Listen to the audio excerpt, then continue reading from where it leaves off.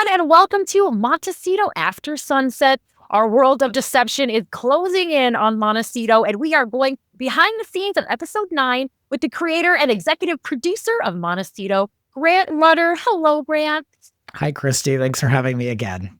I cannot wait to hear more about this awesome episode. And joining us today, a beloved star of some of your favorite soap operas, guilty as pleasure rom-coms, and most lit Christmas movies, co-host of the brand new Melissa Peter Man podcast, and in Montecito, the brooding voice of Deacon Granville. Welcome, Peter Porte. Wow. Hey, Peter. Thank you so much, Christy. Happy to be here.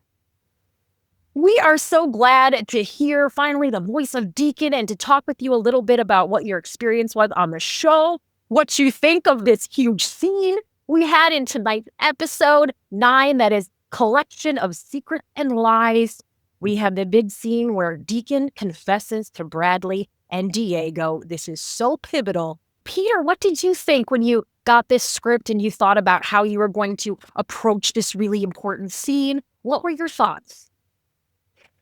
At first, when I received the script, I thought to turn a coming out at this age, having been able to come out much younger, I was surprised that this is something that we are still talking about and dealing with. And then I just recently had an experience with a friend's father that just went through this. And this is a very important and still very current story that needs to be told. So when I first heard about it through my friend, this all made sense. And I realized, wow, we do still need to tell this. We do still need to tell this story, which made it very exciting because I got to tell it. Yeah. I received a message from a father who told me that he had to come out to his son, and the scene really resonated with him.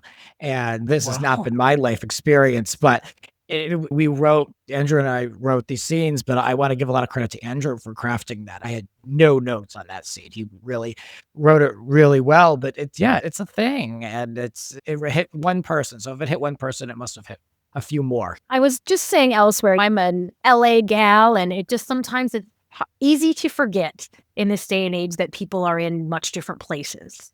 Yeah, for sure. So, Grant, what did you take into consideration when you were writing this very intimate scene?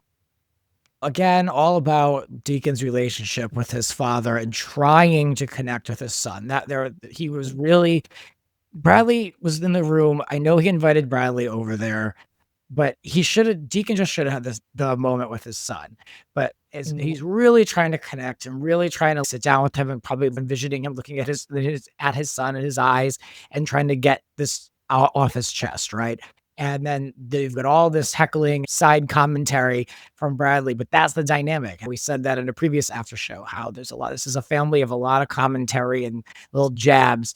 And you're seeing these people really at their worst, where perhaps Deacon is at his most vulnerable. Of course, he's been pouring his heart out over all 10 episodes, but this is extremely personal in this moment. And I want to applaud Andrew because he really just wrote this scene so effortlessly. And I usually have a lot of feedback on these two scenes, particularly I did not.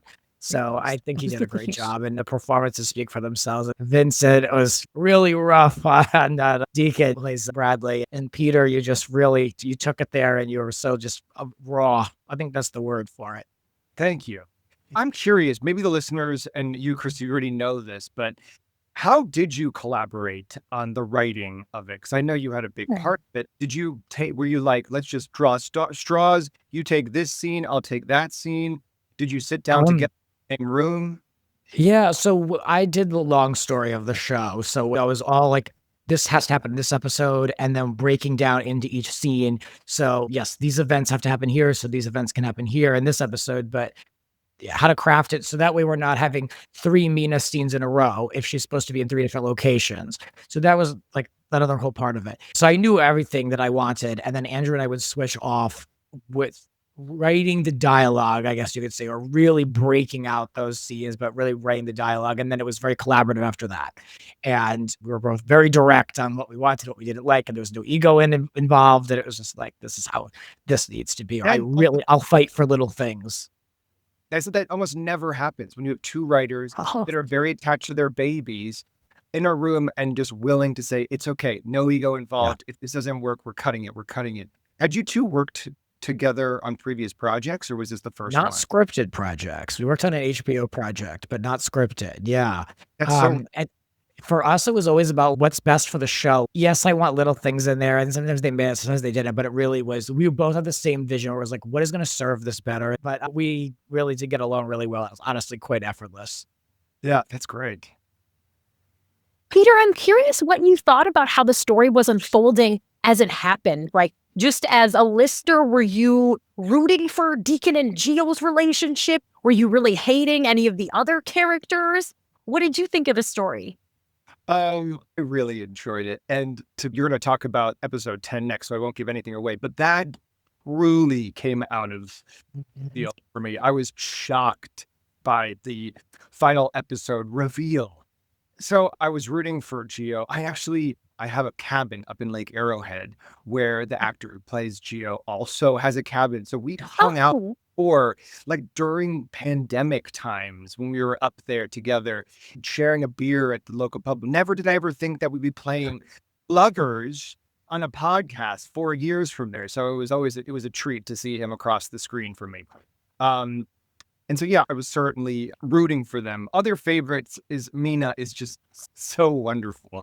Her voice alone, I would listen to her just reading the back of a cereal box. She's great.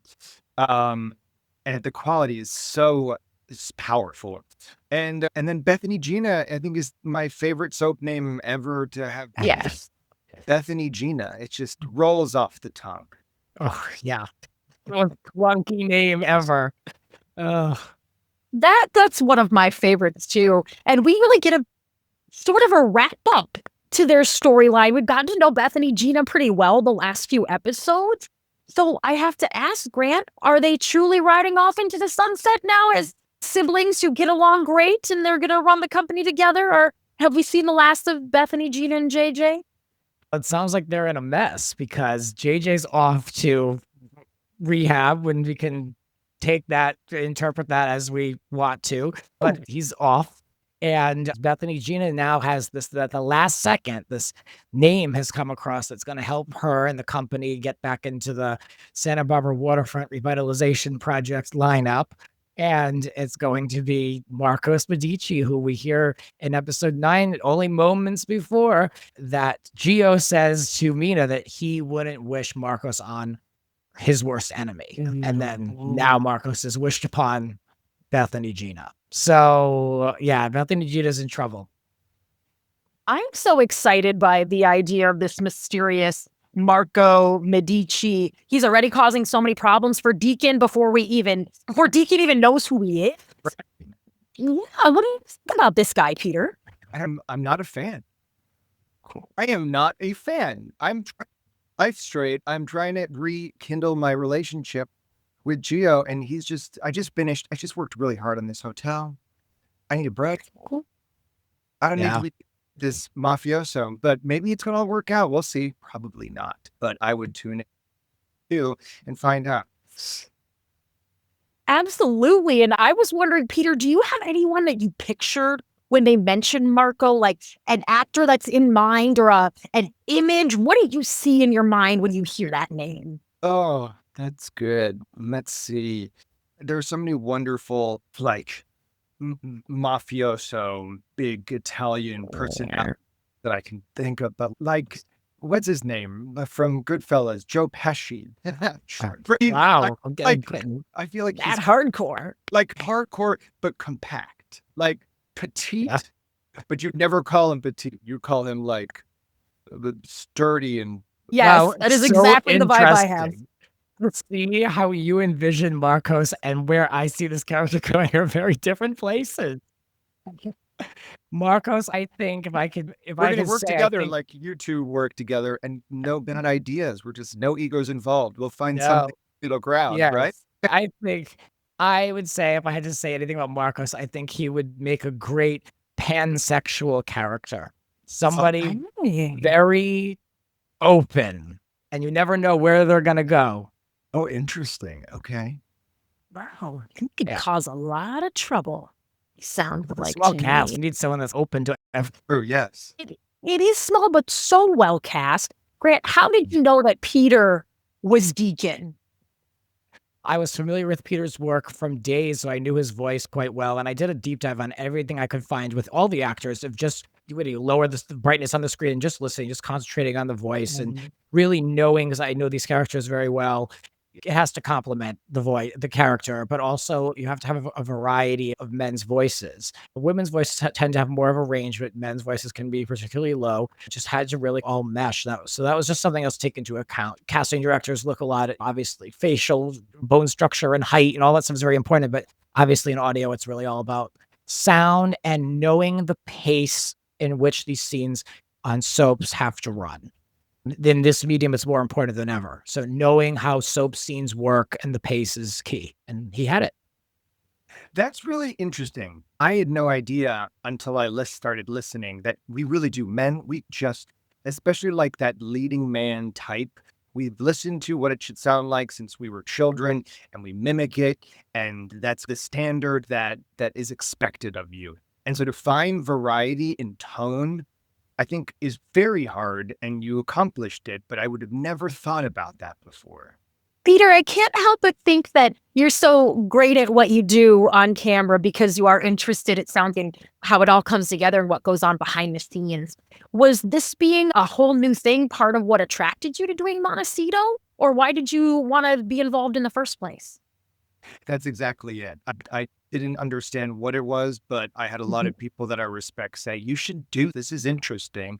And the more I started like just peeling this back, I'm like, "Oh wow, this is not bad.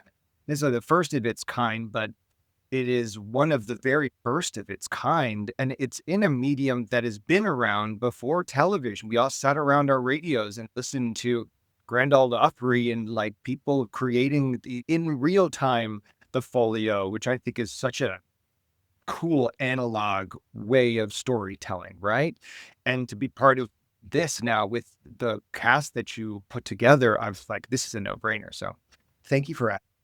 I'm so glad you did it, Peter. You were the Deacon we needed. Definitely. It was great. I'm so glad to hear that.